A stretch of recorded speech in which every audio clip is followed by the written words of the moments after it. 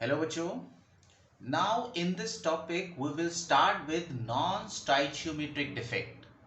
Last हमने पढ़ा था stoichiometric defect. Stoichiometric defect में बच्चों after the defect ratio of the metal atoms was not changing. Cation anion की रेशियो में कोई बदलाव नहीं आ रहा था in the case of ionic crystal. But non-stoichiometric defect वो होते हैं जिसमें ratio of cation and anion will change after the defect.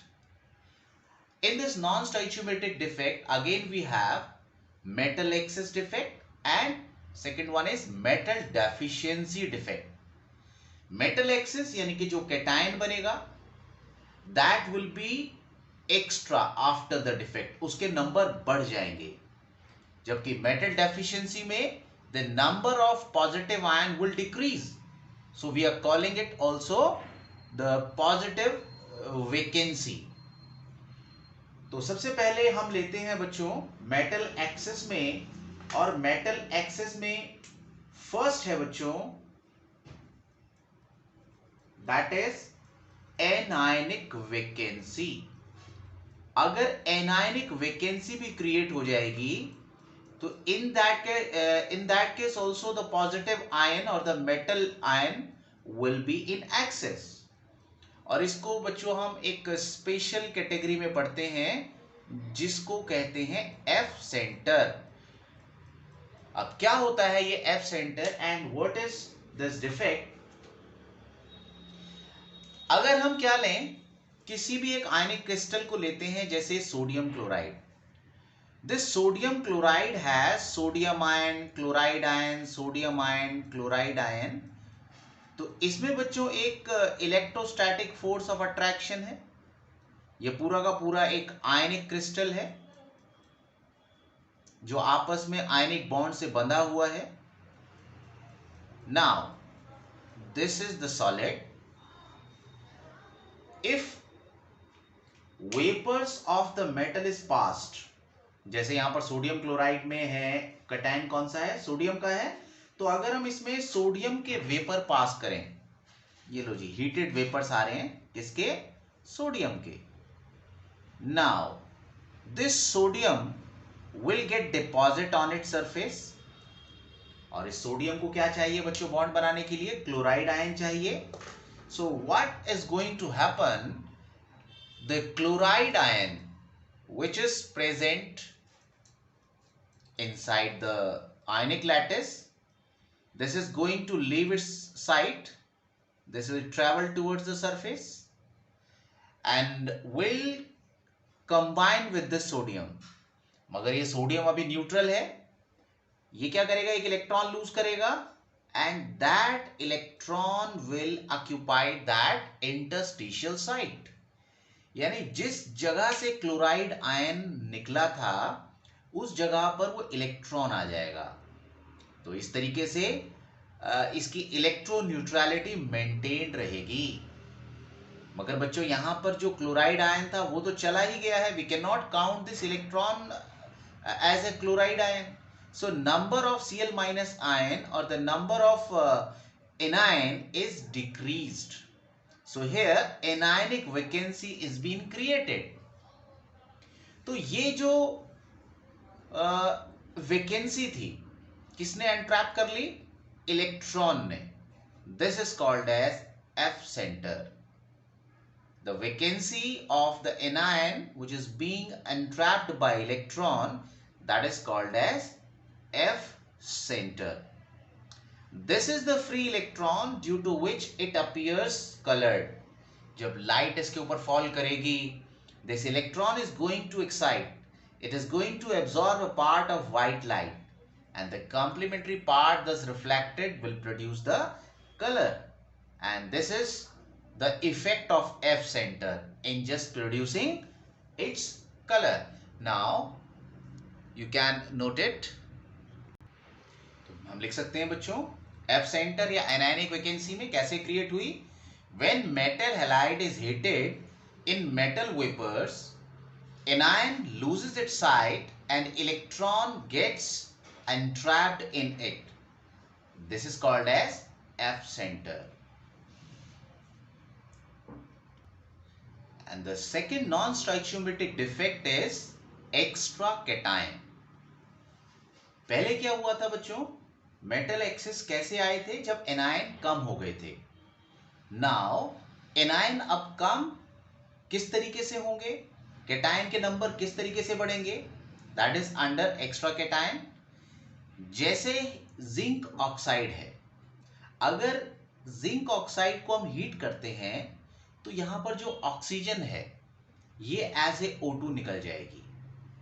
Heat करने पर ऑक्सीजन एज ए O2 निकल जाएगी, और ये जो जिंक है इसने इलेक्ट्रॉन लूज कर दिए, 2 इलेक्ट्रॉन लूज करेगा एक जिंक का एटम, और उस जगह पर ये इलेक्ट्रॉन रिटेन्ड हो जाएंगे जहां से ऑक्साइड आयन निकले हैं. And thus there will be more Zn2 plus ion. As oxygen जो था वो कैसे निकल गया, as a oxygen gas, so there will be lesser number of oxygen but there will become greater number of zinc ion. तो zinc oxide को जब हम हीट करेंगे तो क्रिस्टल स्ट्रक्चर में क्या होगा, due to less number of oxygen there will be greater number of Zn2 plus ions which will occupy the site. So this is the reason why zinc oxide on heating appears yellow. It is also furnishing the free electron, and this free electron absorbs light in visible region which reflects the yellow color. अब हम बात करते हैं metal deficiency defect की. यहां पर बच्चों अब पॉजिटिव आयन कम होंगे. कई ऐसे कंपाउंड्स होते हैं जिसमें मेटल की वेरिएबल ऑक्सीडेशन स्टेट हो सकती है. जैसे आयरन 2+ स्टेट में भी एग्जिस्ट करता है और 3+ स्टेट में भी एग्जिस्ट करता है. अभी जो आयरन ऑक्साइड है, if it has one iron and one oxygen atom, then its oxidation state will be 2+. So there will be so many iron 2+ and so many oxide 2-. Initially their number will be equal. अगर क्या हो, कुछ Fe2+ ion Fe3+ state में convert हो जाए, तो इसका मतलब क्या हुआ कि if some of the iron atom further loses 1 electron, gets turned to 3+, it means just to make their charge equal, we know the charge on 2 Fe3+ ion will exactly be equal to the charge on 3 Fe2+ ion. तो जो पहले काम 3 iron के atom कर रहे थे, now that will be done by 2 only. So what's going to happen if some of the iron atom is changing into 3+ oxidation state? So in that case there will be some iron atom missing. अगर ये 2+ में कहूं कि यहां पर ये 3+ state में convert हो गए, 3+ स्टेट में कन्वर्ट हो गए, so there is no need of this iron because जो 6+ चार्ज टोटल कैरी कर रहे थे 3 Fe2+, now that will be carried by only 2 Fe3+. So this way there will be a cationic vacancy, there will be a positive ion vacancy, and as the ratio again got disturbed, so it is called as non-stoichiometric defect. तो हम लिख सकते हैं कि जैसे कि FeO है, when some of Fe changes their oxidation state from Fe2+ to Fe3+, then to maintain electroneutrality, some of Fe2+ ion will also be missing from the crystal lattice. So this is the positive ion vacancy or metal deficiency defect. And now the last one is impurity defect. जैसे बच्चों एक आयनिक crystal, again मैं example ले रहा हूं sodium chloride का. Initially the number of sodium and chloride ions they are the same. जितने sodium ion है उतने क्लोराइड आयन है. वैलेंसी सोडियम की +1 है. अगर हम इसमें कोई दूसरी इंप्योरिटी डालते हैं, मगर इंप्योरिटी ऐसे किसी आयनिक कंपाउंड की जिसमें सेंट्रल मेटल आयन की ऑक्सीडेशन स्टेट इससे ज्यादा हो, जैसे हम इसमें स्ट्रोंशियम क्लोराइड डाल देते हैं, स्ट्रॉन्शियम क्लोराइड बेसिकली कौन सा पॉजिटिव आयन देगा? It will furnish Sr2+ ion. और यहां पर बच्चों जो स्ट्रॉन्शियम की वैलेंसी है वो सोडियम से ज्यादा है। जो स्ट्रॉन्शियम आयन का चार्ज है that is exactly equal to the charge which is being carried by sodium ion, 2 sodium ions। तो इसका मतलब ये हुआ कि अगर एक पोजीशन पर सोडियम हटता है और स्ट्रॉन्शियम आ जाता है तो it can work for 2 sodium ion as it has got 2 positive charge. तो यहां पर बच्चों एक नियर बाय पोजीशन पर सोडियम गायब होगा, so this position will remain vacant. जितनी पोजीशन पे हम स्ट्रॉन्शियम डालेंगे उतने ही सेम नंबर ऑफ पोजीशंस हमारी वेकेंट भी होंगी। This is just to maintain the electroneutrality. The same effect can be observed, जैसे अगर हम AgCl है, अगर इसके अंदर हम क्या करते हैं, कैडमियम क्लोराइड डालते हैं। कैडमियम क्लोराइड कौन सा आयन देता है? कैडमियम क्लोराइड देता है cadmium 2+ ion. So one cadmium 2+ ion will carry the same charge as that of the 2 silver ion. So this way it will again create vacancies equal to the number of cadmium ion added.